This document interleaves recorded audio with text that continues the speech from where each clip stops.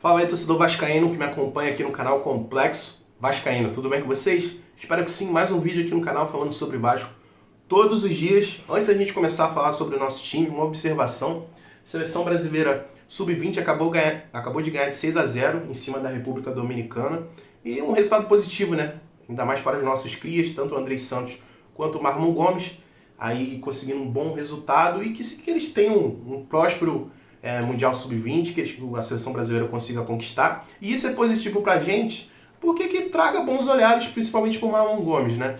Ele até agora nesse ano não fez boas partidas com a camisa do Vasco, então pode ser positivo, né? Algum time europeu se interesse pelo jogador e faça uma proposta pra gente que ele vá, sabe? Porque, cara, nas oportunidades que ele teve, futebol é jogado, ele não mostrou nada com a camisa do Vasco. Não sei se talvez o Barbieri tenha colocado ele numa posição errada, ele tem jogado de volante mais ofensivo, mas pelo que eu enxergo, ele jogou no Vasco do mesmo jeito que joga na seleção brasileira. Então pode ser uma faca aí que corta para os dois lados esse Mundial Sub-20. A gente perdeu o jogador, mas a gente pode ganhar mais na frente com a venda dele. Não que seja, vamos dizer assim, a troca justa, né? Será que se a gente vender ele, a gente vai trazer um jogador com dinheiro da venda? Porque com o Andrei Santos até agora nada, né? A gente vendeu o Andrei Santos e a gente não trouxe ninguém para repor da altura dele. Então é complicado, são coisas que no Vasco a gente não tem certeza de absolutamente nada. Sobre o Andrei Santos, ele já é do Chelsea, né? Nem sei se ele vai chegar a jogar no Vasco ainda mais alguma partida. Eu acho que o Campeonato Mundial já acaba ali no final do contrato de empréstimo que ele tem com o Vasco. Então, provavelmente ele já vai pro Chelsea de vez e que vá, cara. Porque, cara, a última partida que ele fez contra o Curitiba, no primeiro tempo, cara, foi abaixo, foi muito abaixo, sem vontade nenhuma, sem raça nenhuma. Então, cara, que Andrei Santos siga a carreira dele na Europa e que a gente consiga vender talvez o Marlon Santos nesse Campeonato Mundial Sub-20, né? Que a janela do mundo tá de olho, né? Vários olheiros ali prestando atenção nessa molecada. Concorda? Então vamos falar sobre o nosso jogo agora, que o Vasco entra em campo no sábado, né? Às 4 horas da tarde. Horário aí ruim, né? Porque tem tudo para estragar nosso final de semana, vamos dizer assim. Mas eu tô tentando me blindar de Vasco, porque, cara, se a gente estragar a nossa vida por causa de Vasco, mano, a gente não vive. E, tipo, se a gente depender de resultado, pô, a gente vai ficar triste sempre. A nossa sorte é que o Vasco só tá jogando uma vez por semana, né? Que a gente vai enfrentar. Semana passada a gente até jogou 2 vezes, né? Mas essa semana que a gente vai jogar uma vez só, que vai ser só no sábado. E, inclusive, o Fortaleza tá jogando agora, tá 2-1 na Copa Sul-Americana. Eu não sei qual é o time, não sei qual é o time, mas pelo que eu tô vendo, o Fortaleza tá jogando com o time titular, e para muitos isso poderia ser positivo, né? Antigamente, nosso adversário tá jogando no meio da semana, a gente só vai jogar final de semana, o nosso time vai chegar descansado, o deles vai chegar cansado. Cara, basicamente, isso não quer dizer nada. O São Paulo jogou no meio da semana contra o Sport, chegou lá no Morumbi e ganhou da gente. Então, cara, não existe isso. Não existe. Eu fico até triste, né? Que a gente tem uma semana de treinamento e a gente não vê absolutamente nenhuma evolução. Ainda sobre a nossa partida contra o Fortaleza, nos 3 últimos vídeos eu tenho falado que eu acho que o Vasco vai perder, que a gente não vai conseguir a vitória. Eu fiquei refletindo, cara, será que eu tô sendo muito pessimista, cara, em relação ao nosso time? Escreva aí na barra de comentários, cara.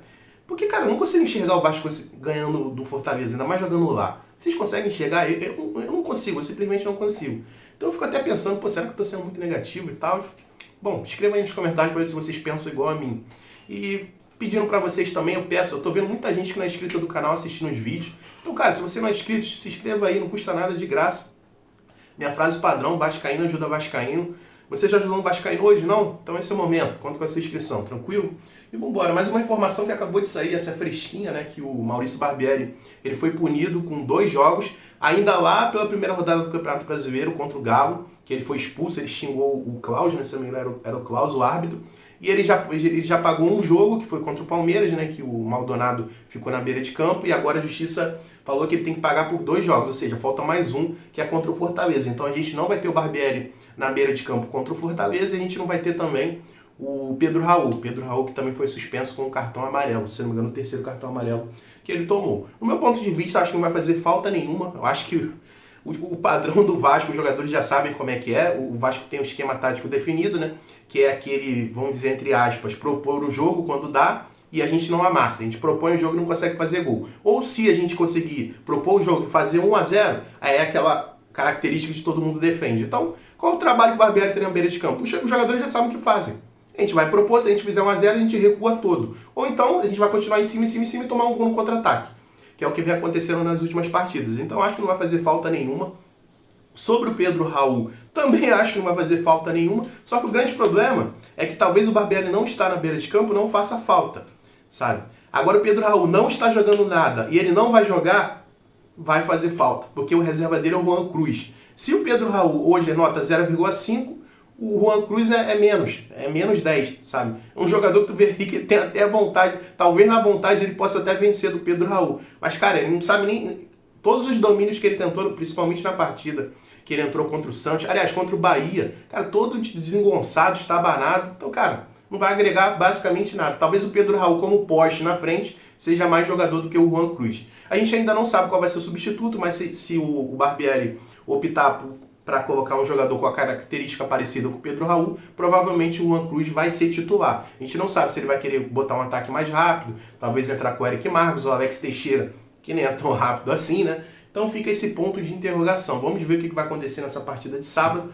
que eu adianto já, vai ser extremamente difícil. Tranquilo? E galera, saiu uma notícia hoje que eu acho interessante para a gente ter uma reflexão, que o Lucas Piton, nosso lateral esquerdo, ele foi pré-convocado para a seleção italiana, para a final do FOR da Liga das Nações. É uma liga que tem lá na Europa, as maiores seleções estão disputando. E tá aí, pré-convocação do nosso lateral esquerdo. E, cara, baixa um pensamento assim, que o quanto o Vasco, independente do momento que a gente esteja, sabe, o Vasco é muito grande, cara. Sabe, talvez se o Lucas Piton tivesse hoje num Cuiabá da vida, na zona de rebaixamento, igual a gente está, talvez ele não fosse convocado, sabe? Mas eu acho que o que pesa é esses analistas saberem que o cara tá jogando num time onde a pressão é muito grande, sabe? Talvez seja uma pressão parecida de você jogar numa seleção, não querendo igualar o Vasco, mas pra gente, né? Pra nós que somos torcedores vascaínos, o Vasco é uma seleção, né? Mas é muito difícil jogar num time de massa igual o nosso, sabe? O jogador ter boas atuações. E para as características italianas, onde os laterais jogam mais defensivos, eu acho que o Pedro Raul se encaixa como... Pedro Raul. Eu acho que o Piton se encaixa como uma luva. Porque o Piton, isso é muito claro para o torcedor, raramente ele avança. Até que nas vezes que ele avança, ele consegue boas jogadas. No jogo contra o Palmeiras, ele fez um bom drible ali e conseguiu cruzar para sair o gol, se não me engano, do Pedro Raul, né, no cruzamento. Agora eu me esqueci. Pois bem, acho que foi contra o Galo, né? Aliás, que ele fez uma jogada ali, a bola sobrou pro Gabriel Peck chutou. Mas bem, ele avança muito pouco pro ataque, mas é um jogador que na sua característica defensiva ele é muito sólido. Inclusive a maioria dos gols que o Vasco toma hoje são pelo lado direito. Então ele pelo lado esquerdo junto com o Léo Pelé ali vem fazendo boas partidas na medida do possível. Léo Pelé tem culpa? Tem culpa. O Lucas Piton tem culpa? Sim, mas são mínimas comparado a outros jogadores, a outros setores do Vasco hoje. Então eu acho que para a característica de uma seleção italiana, Lucas Piton, que ele é muito defensivo, vai cair como uma luva. Então é muito legal, muito satisfatório, mas ao mesmo tempo a gente não sabe quando vão ser esses jogos. Vai que o Vasco vai estar no momento decisivo, a gente não tem substituto para o Pedro Raul. Pedro Raul, tem o Pedro Raul na cabeça, cara, pro Lucas Piton. Porque o Lucas Piton se machucando hoje, entra quem? Entra o PV. Aí, cara, pelo amor de Deus, aí entrega. Porque, no meu ponto de vista, se o PV entra hoje para jogar no time do Vasco, a gente vai ter o mesmo problema da lateral direita. O Pumita, ele, cara, é uma água defendendo. E na lateral esquerda tem um grande problema. Porque na direita, pelo menos, o Gabriel Peck volta para ajudar. Na lateral esquerda, se estiver jogando Alex Teixeira volta para ajudar? De jeito nenhum, de maneira alguma. O Vasco, inclusive, hoje joga praticamente no 4-4-2. Hoje na frente é Pedro Raul e Alex Teixeira. Então, cara, se a gente perder ele num momento decisivo, vai ser triste. E já tem informações que times da Itália estão querendo contratar o Lucas Piton. Ok, ele pode ir, mas, cara, que ele saia no final da temporada. Se ele sair nessa próxima janela de julho, como é que vai ser? Vai contratar um jogador em cima da hora? Foi até que um acerto, não foi 100% acertado a contratação de Lucas Piton. Ele não está sendo um astro, mas acho que na medida do possível ele está fazendo sim boas partidas. E não é ele que está nesse momento pecando no time do Vasco. Vocês concordam com essa minha opinião? Então tá aí, acho que para o Vasco isso é muito grande, um jogador sendo pré-convocado, lembrando que ele tem dupla cidadania, ele é tanto brasileiro quanto italiano. Então tá aí uma notícia, vamos dizer assim, que pelo menos levanta um pouco o ego do torcedor. A gente tem um jogador numa seleção bem grande, que é a seleção italiana, acho que tem 3 Copas do Mundo, né? Ganhou a última Eurocopa, apesar de não ter ido para a Copa do Mundo, a última, né? Mas é uma seleção reconhecidamente, o mundo todo conhece, né? Já ganhou o título mundial, já fez vários jogos muito importantes. Então tá aí a informação, galera. E outra coisinha é que especulado no Vasco o volante Bruno Henrique, sim, aquele, eu cheguei até a comentar que chegou a jogar no Corinthians e tal, que tá no Al Ittihad nesse momento, ele não pretende deixar o time lá. do mundo árabe. Então tá aí mais um jogador que talvez não vai pintar na Colina. Coedjar já apareceu umas informações que o Internacional tá de olho, o torcedor já ficou um pouco desanimado. Então são dois volantes aí que, na medida do possível, mais uma vez, não são craques astronômicos, mas seriam dois jogadores que, no meu ponto de vista, iriam agregar ao nosso time. Mais um que aí parece que não vai chegar na Colina, não vai jogar em São Januário. Eu fico, cara, a gente precisa de volante. No esquema que a gente joga hoje com 3, infelizmente o Rodrigo oscila ali boas partidas, mas o Rodrigo é muito novo, a gente precisa colocar um cara no lugar dele. Com a saída do Andrei, a gente precisa colocar um cara no lugar do Andrei. Não dá para aturar Galarza, não dá. Apesar do Galarza ter feito gol na última partida, não é um jogador sólido, um jogador que oscila muito, principalmente em saída de bola, cara. Ele erra demais saída de bola. Então a gente precisa dessas duas contratações e muito mais, né? A gente precisa de um ponta esquerda, talvez um 9 ali para brigar com o Pedro Raul, que o Juan Cruz definitivamente não é reserva de Pedro Raul. Na direita tem ali o Serginho, né, que já está fechado com a gente. Dizem que o Serginho pode jogar improvisado na esquerda, mas, cara, eu não gosto dessa palavra improvisação, ainda mais com um jogador bagre. Jogador mais ou menos. Jogador mais ou menos tem que jogar o mais leve possível. Tem que jogar onde sabe jogar. Então essa é a informação que a gente tem. Deixa eu ver se tem mais alguma coisa. Não tem, galera. Então é basicamente isso que eu queria trazer para vocês hoje.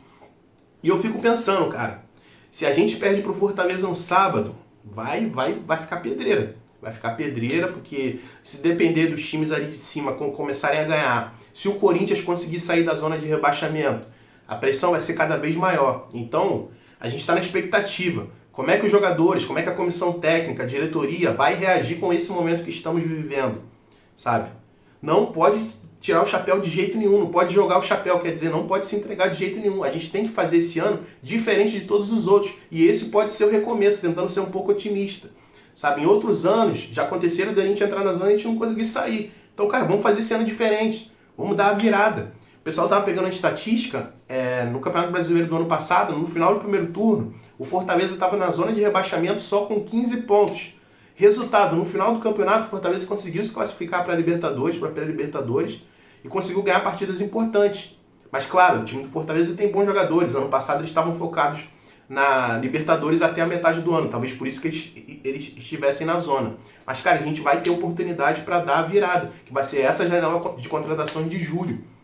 E eu fico triste que até agora Paulo Brax, ninguém veio falar nada, sabe? O Vasco está vivendo um momento tão difícil. Esse é o momento da gente ouvir uma palavra de conforto, pra gente ficar confiante, cara. Eu não escuto, não vejo ninguém falando. Teve protesto ontem da Força Jovem, ninguém fala nada. Então, galera, é mais ou menos isso. Espero que vocês tenham curtido o conteúdo aí. Peço mais uma vez, caso você não seja inscrito, se inscreva no canal. Deixa o like aí também e escreva na barra de comentários. Você discorda de alguma coisa que eu falei? Concorda? Tamo junto, galera. Amanhã tem mais vídeos e saudações vascaínas. Valeu, é nóis.